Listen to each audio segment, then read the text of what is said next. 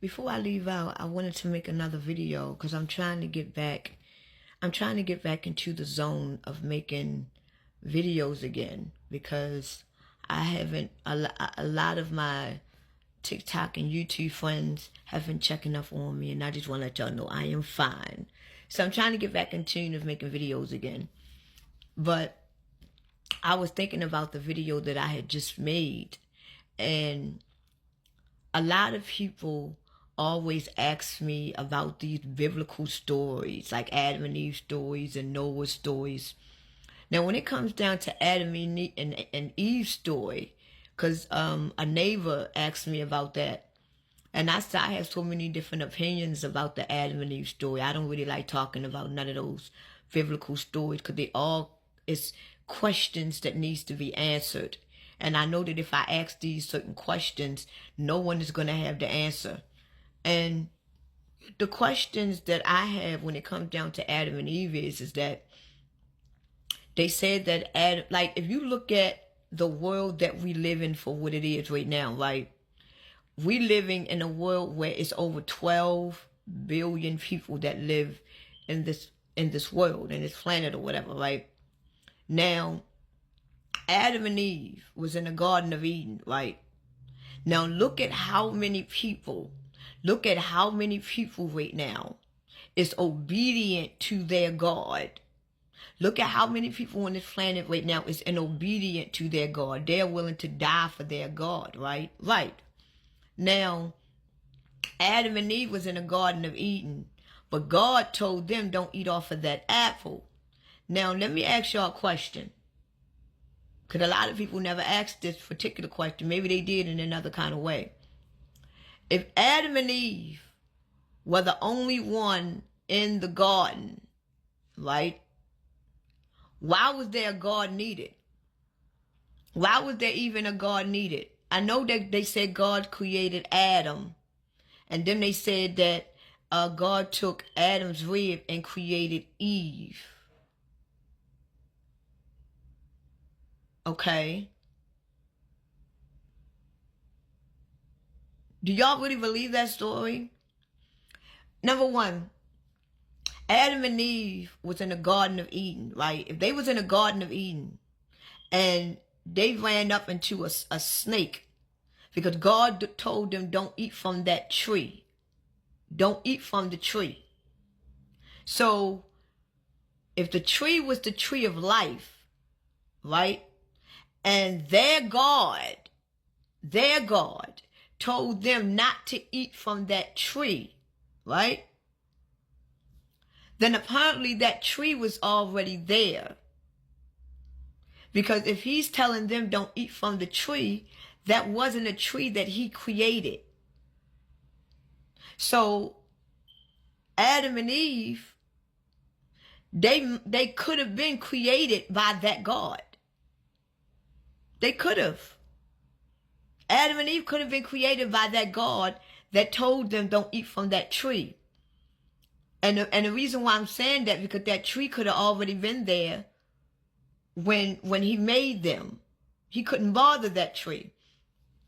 So when the snake came out and convinced Eve and Adam to eat from that tree, how many people have ever questioned what could that snake could have possibly told Adam and Eve that will make them disobey their God that told them not to eat it? Now think about you right now. Think about you being a loyal, faithful to God right now. And you see a snake. You see a demonic snake looking thing come up to you and tell you to do something that your God told you do not do. And you honor your God. The majority of you would have probably kicked his ass to the curb. You probably would have tried to kill him because you is not going to disobey your God. Your God told you don't eat from that tree. But for some reason, when the snake came up, what could this snake could have possibly said to Adam and Eve that would make them take that apple and eat it? What could that snake could have said? Have anybody ever asked what did that snake say to them? Have anybody ever asked, what could that snake have possibly said to Adam and Eve to get them to disobey God? And then, whatever the snake said to Adam and Eve, and they finally ate the apple, what went through their bodies? How did they feel when they ate it? They don't talk about the end. How did they feel when they ate it? What did they go through when they ate it? Could it be that the God that created Adam and Eve were actually created by that particular God? But that God created Adam and Eve in Garden of Eden, and the tree was already there, because it was already there in their garden, and they ate from that tree, and they would reveal the truth. That just like we are being revealed the truth, that they was actually created by beings from another planet, and that we are actually celestial beings. What if when Adam and Eve ate through that apple, that they actually was revealed the truth, that they was actually created by alienated beings? What if they would reveal the truth the same way we are being revealed the truth right now? And then when God found out that these beings knew the truth, because remember, well, we are all created, whether we are man or woman. But a lot of us is waking up because we are going through that transitioning of eating that apple. And they said that we are going to get punished. Why are we going to get punished? What knowledge do you know after eating that apple? After that snake told you to eat that apple? What transitioning did you go through? What did you find out after eating that apple for God to come and punish you?